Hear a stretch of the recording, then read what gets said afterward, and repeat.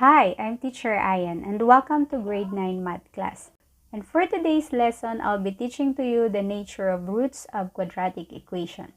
At para mas masundan ninyo ang bawat learning task, magbibigay ako ng example part by part sa bawat learning task. For this week, we will be focusing on learning task number 1 and 2 only. Let's begin.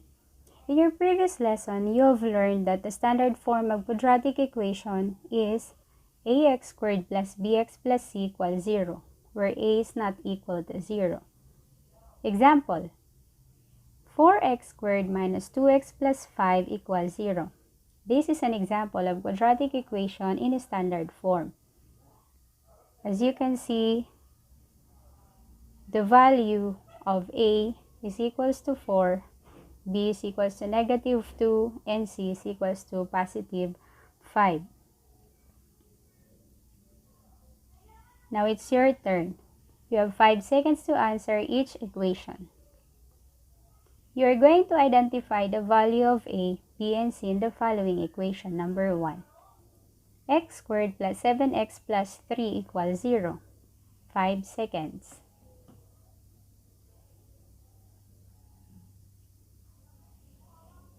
Okay, the correct answer is 1 for a, b is equals to 7, and c is equals to positive 3. Number 2. 3x squared minus x minus 9 equals 0. 5 seconds.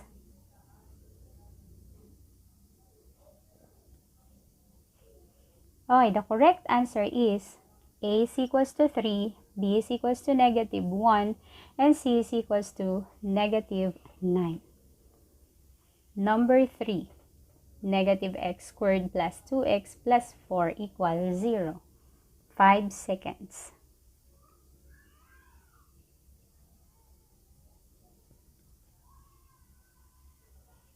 The correct answer is a is equals to negative 1, b is equals to positive 2, and c is equals to positive 4. Good job! I think you are now ready to answer learning task number 1. But only this portion.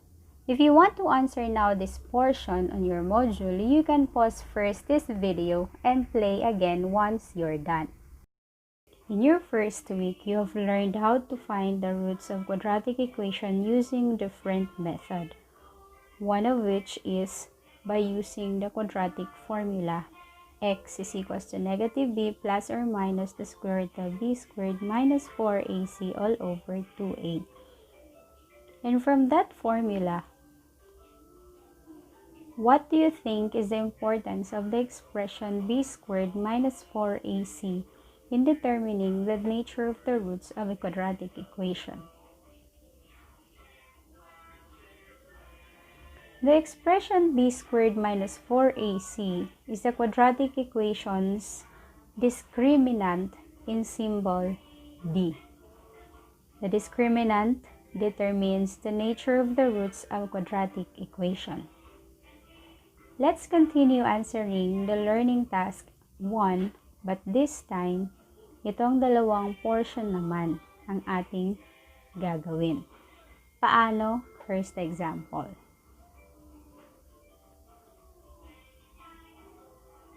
Example number 1. The given equation is x squared minus 2x plus 1 equals 0. Ang unang gagawin ay i-identify muna yung value ng a, b, at saka c. In this equation, the value of a is 1, b is negative 2, c is positive 1. After that, using the discriminant formula, substitute the value of a, b, and c. So we have negative 2 squared minus 4 times 1 times 1. So we have t is 4 minus 1 and d is equals to 0. Since the discriminant is equal to 0, therefore the roots are real, rational, and equal. Paano natin malalaman na yung roots ng equation na ito ay real number, rational, and equal? So let us check using the quadratic formula of quadratic equation. Isa-substitute lang natin yung value ng A, B, and C sa formula. Ito siya. Okay, and then simplify.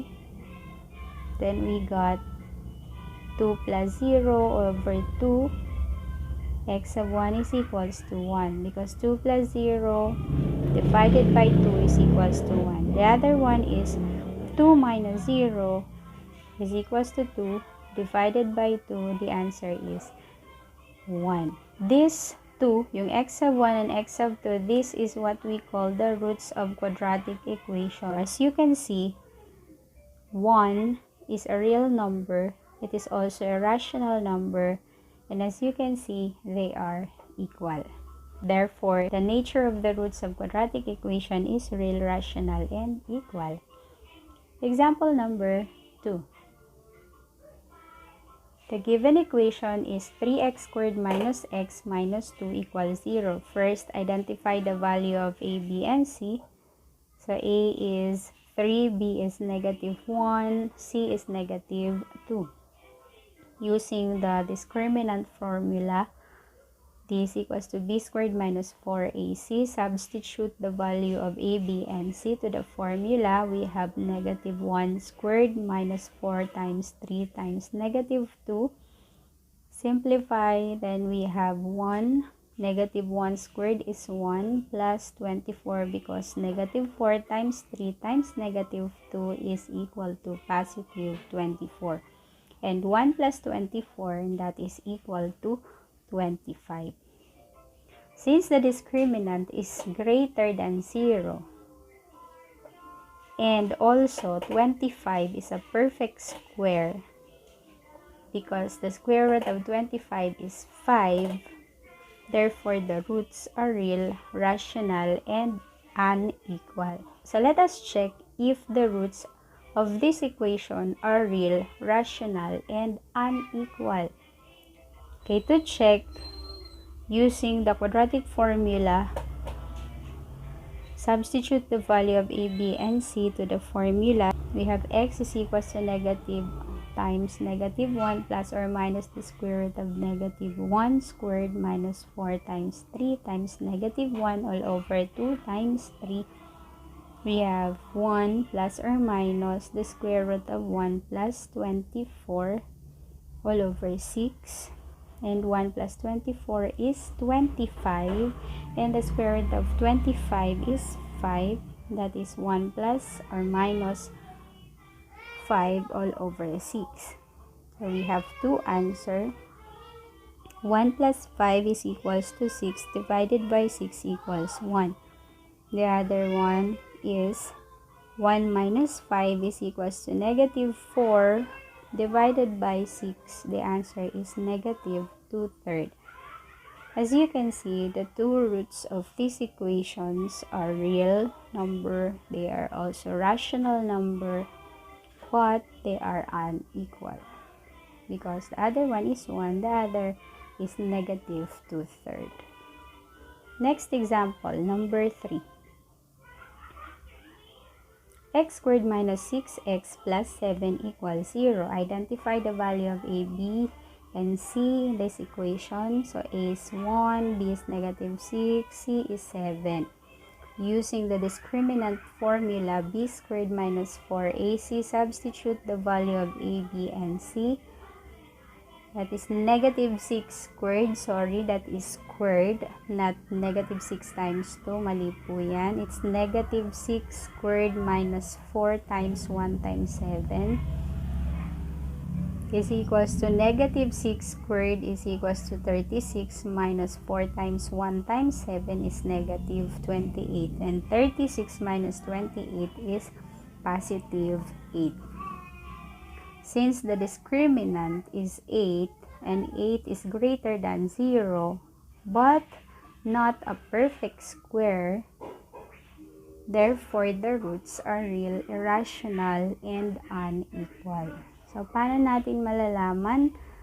Let us check using the formula of quadratic equation and then substitute the value of a, b, and c to that formula. And then simplify. So we have x is equals to 6 plus or minus the square root of 36 minus 28 all over 2. X is equals to 6 plus or minus, because 36 minus 28 is 8, and the square root of 8 is 2 the square root of 2, because it is not a perfect square. So 6 plus or minus 2 the square root of 2 all over 2. So separate lang natin sila. 6 x of 1. For x of 1, we have 6 plus 2 the square root of 2 all over 2. Lowest term, we have 3 plus the square root of 2. The other one is 6 minus 2 the square root of 2 all over 2. Lowest term, we have x of 2 is equals to 3 minus the square root of 2. Therefore, the roots of these equations are real, irrational, and unequal. Okay, last example, number 4. X squared minus 4x plus 5 equals 0. Identifying the value of a, b, and c, we have a is equals to 1, b is negative 4, and c is positive 5. Using the discriminant formula, b squared minus 4ac, substitute the value of a, b, and c. So it's negative 4 squared, again, sorry, mali. So it's negative 4 squared minus 4 times 1 times 5. Simplify, so negative 4 squared is 16, positive 16. Then negative 4 times 1 times 5 is negative 20. So simplify, 16 minus 20 is negative 4. Therefore, as you can see, since the discriminant is less than 0, because it is negative 4 and negative 4 is less than 0, then the roots are not real or imaginary. So, ibig sabihin, kung isosolve natin to gamit yung quadratic formula, ang lalabas dapat na roots niya ay not real or imaginary. Or kung gagawin natin to sa calculator, ang ilalabas ng calculator sa atin ay error or syntax error. Ganon.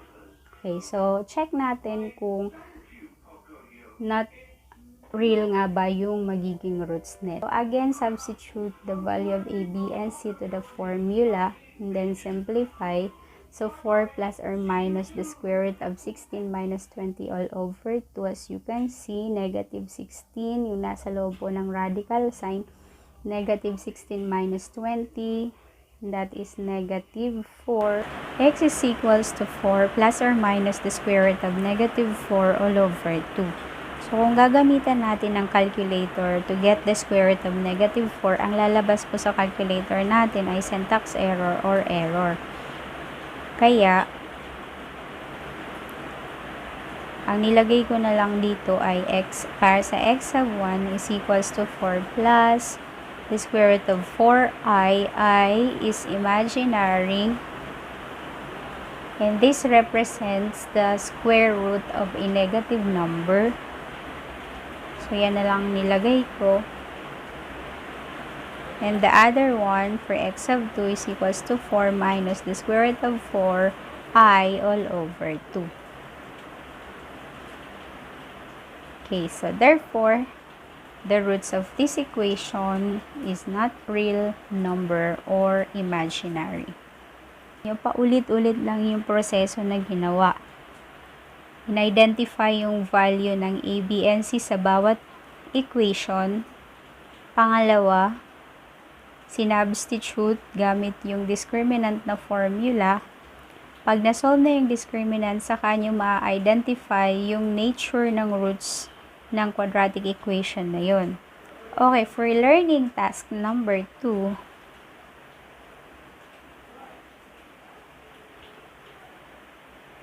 gagawin naman natin dito, since alam na natin paano identify yung a, b, and c, proceed tayo dito sa discriminant at saka nature of the roots. Actually, yung discriminant at saka nature of the roots of each equation ay pinakita ko na doon sa mga example kaninang nauna. So, babalikan lang natin yung isang example doon, which is yung example number 2. So, di ba, we have 4 examples na ipinakita ko. Example 1 to 4. So, dito sa example number 2 kanina, alin dito ang discriminant, alin dito ang nature of the roots. Ang discriminant, ito yung sagot mo pagkatapos mo i-substitute yung mga value ng A, B, and C doon sa discriminant formula na B squared minus 4AC.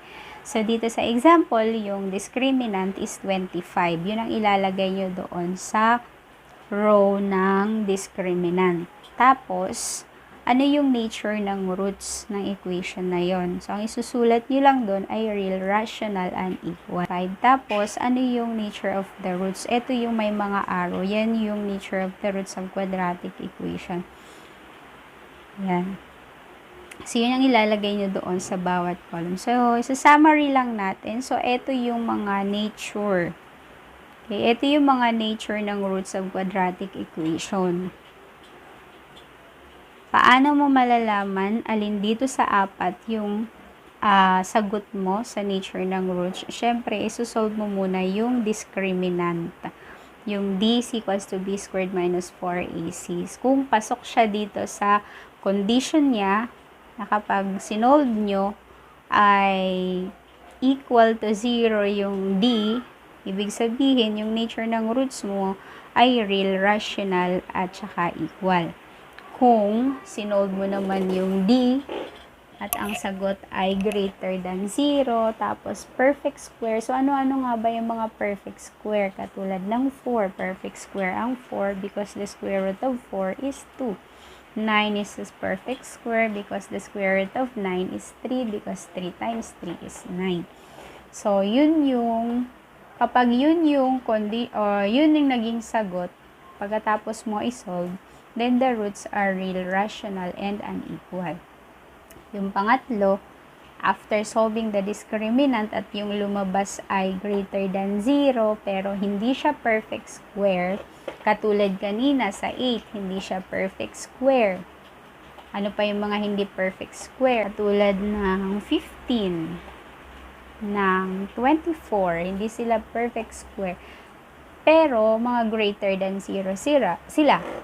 Kaya, ang nature ng roots ng equation na yun ay unequal or irrational. Unequal and irrational.